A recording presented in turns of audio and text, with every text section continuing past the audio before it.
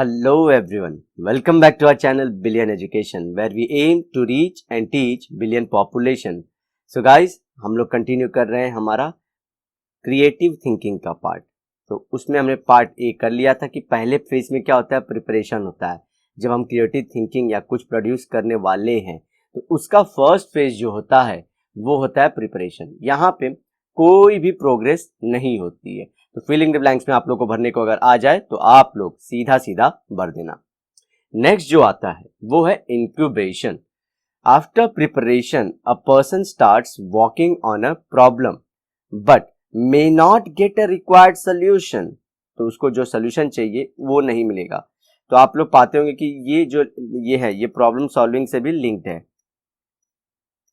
दोनों एक दूसरे से अलूफ नहीं है, अलग अलग नहीं है। दिस इनिशियल, कई बार इसको प्रॉब्लम सॉल्व करने के लिए आपको क्रिएटिव थिंकिंग लानी पड़ती है और क्रिएटिव थिंकिंग लाने के लिए आपको प्रॉब्लम सॉल्विंग आनी चाहिए। So this initial failure leads to stage of incubation. जो बोला था ना, कोई रिजल्ट नहीं निकला तो यहाँ से इंक्यूबेशन का पीरियड आएगा। इंक्यूबेशन मतलब कोई ज्यादा प्रोग्रेस नहीं, ऐसे ही लाइन बनी रहती है। ठीक है, तो ऐसे स्टार्ट हुए थे यहाँ से इतने हाई पे, फिर नीचे जाएगी लाइन इस तरह से। During this stage person is so frustrated that he or she thinks to giving up. The person then leaves the problem, leave कर देते हैं, ठीक है, and focuses on other things which are unrelated to the problem. जी हाँ, incubation may help the person to work on the problem without consciously thinking about it. तो देखिए, ये problem है, ये प्रॉब्लम से दूर भटकेंगे लेकिन इसी से जुड़ा हुआ हमेशा कुछ ना कुछ सोचते रहते हैं। ठीक है, ये बोलने का कोशिश है इनका। This period though appears to be non fruitful. तो आप देखो कि ये अभी भी चीजें इन्हीं पे काम कर रहे हैं ना, डायरेक्ट इस पे नहीं काम कर रहे ना, तो ज्यादा डायरेक्ट रिजल्ट भी नहीं आएगा। So not fruitful is followed by a period of sudden appearance of solution. Follow होगा मतलब नेक्स्ट स्टेप में होगा, इसमें भी कोई रिजल्ट आता नहीं है। एग्जाम्पल ले लेते हैं पोएट वाले। A poet may start writing some lines for his new poem but he may feel that the lines written are inappropriate. हमने देखा था ना, कोई मूवी के लिए लिखना था, तो वहां से कंटिन्यू करें। He may write for 2 days straight, then may give up and then may not write for weeks. वो लिखेंगे भी नहीं। During these weeks of incubation he may follow his routine like going to gym, eating, watching movies, talking to friends. ये और सारी चीजें करते हैं और भले रहे, लेकिन अनकॉन्शियसली ये क्या करते चाहते हैं, ये अपना वही जो पोएटिक चीज है वही उसको इम्प्रूव करेंगे। तो आपने रैपर्स का भी यही चीज सुना होगा कि वो ऐसे ही काम करते हैं। कई बार आइडिया पे बहुत बार काम करने पे भी नहीं होता तो वो ब्रेक लेते हैं। इल्यूमिनेशन, इल्यूमिनेशन क्या होता है? After incubation suddenly like a flash of light the correct solution appears in front of the mind's eye. दिमाग के आंखें, हमारी वो वाली आंखें नहीं। And the person experience a rush of excitement. तो इसमें क्या बोलते हैं ना, ज्योत की एक किरण दिखती, ग्राफ ऐसे गया नीचे गया था, अब उठी ग्राफ, यहां से शुरू किया था, एकदम एक्साइटमेंट की एकदम एक लहर जोड़ जाएगी बॉडी में। All the bits and pieces of ideas which appear to be unrelated earlier fall into place. तो बोलते हैं ना, keep working hard, things will fall on the place. तो fall into the place, तो ये देखिए सब एक जगह पे लगता है कि पूरी कायनात मिलाने की कोशिश कर रही है। वो डायलॉग जो शाहरुख खान का, वो यहीं पे आता है। The solution that appears is nearly next to perfect. Perfect ही एकदम, समझे। A person experiences an emotional reaction of joy knowing that he or she has found a new idea or a solution. और ये ध्यान रखिए, creative thinking मतलब कुछ नया चीज खोज रहे हैं तब इतनी है, समझे ना, ये है। For example the poet will suddenly find the exact line he was searching for and for weeks together. This will be the aha moment for him. ये आपकी भी लाइफ में आए, होपफुली ऐसा आप लोग आगे बढ़े। वेरिफिकेशन होगा, आप देखिए, फॉलोइंग द यूफोरिया। जो यूफोरिया का मूवमेंट, यूफोरिया किसको बोलते हैं बायोलॉजी में, ये मूवमेंट होता है लाइफ का जहां पे हम लोग बहुत ज्यादा खुश रहते हैं, बहुत ज्यादा खुश। ऑफ प्रीवियस स्टेज इल्यूमिनेशन का, the new solution still needs to be tested. लेकिन फिर भी अभी लाइनों को टेस्ट कराना होगा ना, उसे डायरेक्टर और जो म्यूजिक डायरेक्टर उनको दिखाना होगा। In most cases it requires only minimum minor changes. तो कुछ केसेस में तो माइनर चेंजेस चाहिए भी, ठीक है, ताकि वो गाना गाने वाला ठीक से बैठा पाए उस पे।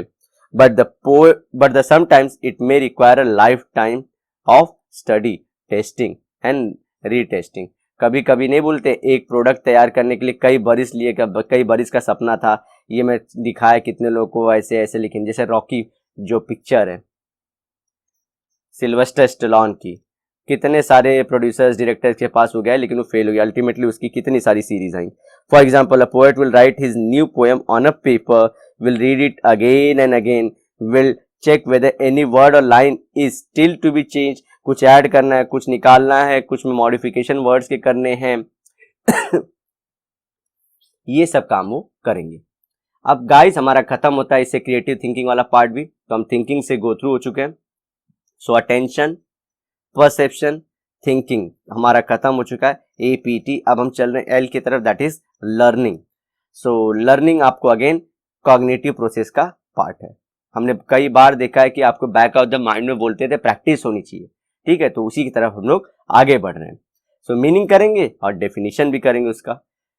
You might think of learning in terms of what you need to do before an upcoming exam or acquiring new skills like dancing or cycling, but it is only a small segment of vast learning process which encompasses all areas of life, including school learning, learning various skills, learning about places, people and many more। जैसे क्या बोलना चाह रहे हैं, आप देखिए exam में कुछ पढ़ के लिखते हो, आप लर्न किए थे थोड़े दिन पहले, ये लर्न किए थे तो उससे आप एग्जाम में लिख पाए, फिर इसके बाद आप कुछ और बड़ी एग्जाम के लिए बड़ा लर्न किए, वहां पे पेपर लिखे, उसका भी रिजल्ट आया। इसी तरह आप जॉब इंटरव्यू के लिए बहुत ज़्यादा पढ़ाई की, अपने में इंप्रूवमेंट लाए, लर्निंग लाए कि कैसे अपनी पर्सनैलिटी इंप्रूव करनी चाहिए, एग्जाम दिए, आगे बढ़े। फिर इसके बाद आप बिजनेसमैन बन गए, बहुत सारा चीज़ करते गए, तो बहुत ज़्यादा लर्निंग उसमें फेल हुए, पास हुए, ये सब करते करते फिर उसमें दिए, एक दिन अपना बड़ा बिजनेस खोल लिए। बड़ा बिजनेस खोलने के बाद अब आपको और बड़ा बनना था, इंटरनेशनली ग्रो होना था, तो आप फिर अगेन दूसरे मॉडल्स लर्न किए, अपने लाइफ के रिस्क देखे, फिर उसके बाद आपने अगेन कुछ खोला, पास हो गए। तो देख रहे हैं एक लर्निंग लीड टू अनदर, ये सब काम में आते गया। अब ऐसे नहीं है, कई बार दूसरी लर्निंग भी साइड में से आती रहती है, दूसरी लर्निंग भी आती रहती है, यही नहीं कि सिंगल एरिया है लर्निंग की, कोई भी चीज़, ये तो हमने पढ़ाई वाली ली, स्पोर्ट्स वाली भी हो सकती है, लाइफ के दोस्तों की भी हो सकती है, सब कुछ आपको जो लार्जर लाइफ की लर्निंग है वहां पे हेल्प करेगी, वो बोलने की कोशिश कर रहे हैं। अब एक्टिविटी पढ़ लेते हैं। Read the following examples and identify the duration of change in the behaviour. Rohit, an alcoholic, abuses people around him under the influence of alcohol. Uday is able to draw human figures well. You must have identified that the change in the behavior of Rohit is temporary and the change in the behavior of Uday is relatively permanent.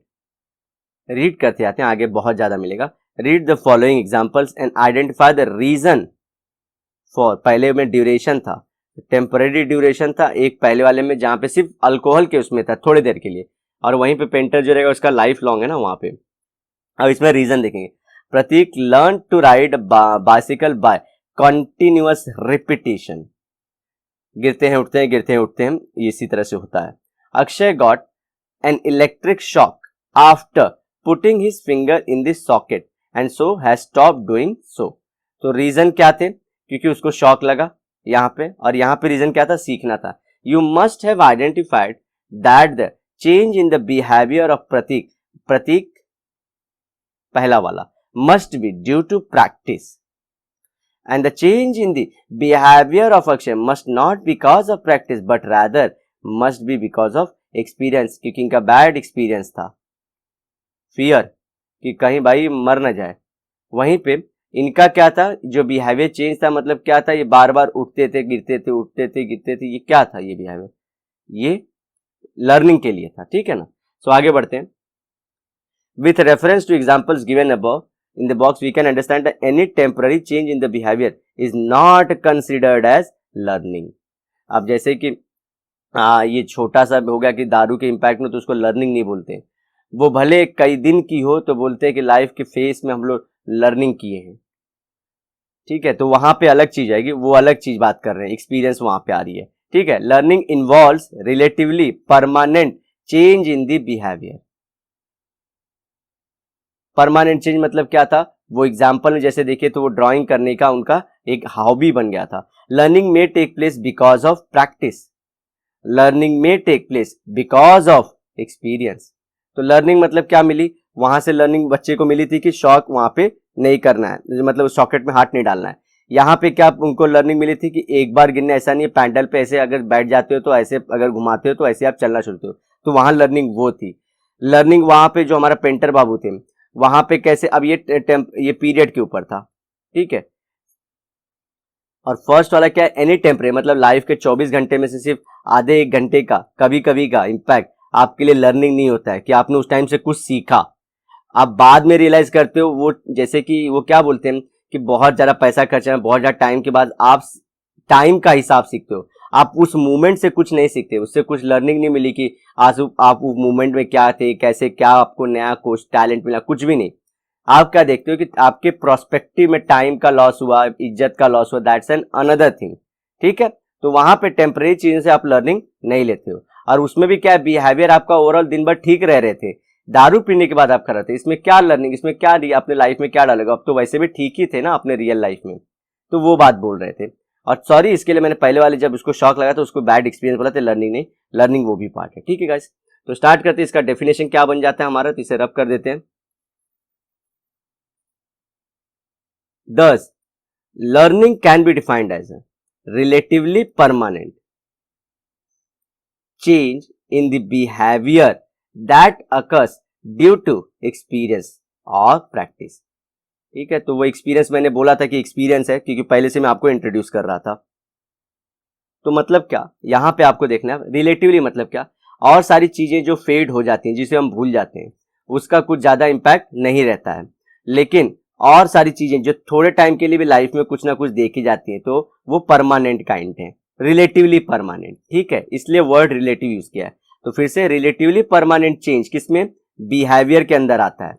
जी हाँ, change आता है behaviour में। वो क्यों आता है, क्योंकि वो डेली या तो उसका एक्सपीरियंस हो गया या तो प्रैक्टिस कर रहा है डेली उस चीज की।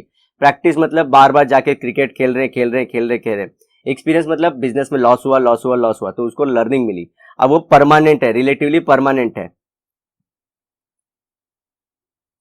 कैसे, अब देखिए यहां पे ये समझिए कि हमेशा फ्रंट शॉट खराब खेलते थे, फ्रंट शॉट हमेशा खराब खेलते थे, बार बार प्रैक्टिस किए तो क्या हो गया, इसके बाद इनको यहां पे वो परमानेंट हो गया उस टाइम तक के लिए, क्योंकि उसके पहले के जो शॉट थे वो अच्छे नहीं थे उनके, तो वो उतने टेम्पररी बेसिस के थे, वो उनकी मिस्टेक्स थी, तो उसे उन्होंने लर्निंग के इसमें नहीं लिया, ठीक है। अब वो बात बोले हम लोग जो लेते हैं कि फेल होना जरूरी होता है, तो फेल होना आपको कहाँ फेल हो रहा है वो बताता है, वो आपको आपकी कमियां बताता है, और आप इंप्रूव होके जो लाते हो वो लर्निंग होती है, ये लर्निंग होती है, ठीक है। तो दोनों में फर्क समझे कि लाइफ में मैंने लर्निंग सीखी आफ्टर द फेलियर, ये सब बोलते हैं हम लोग।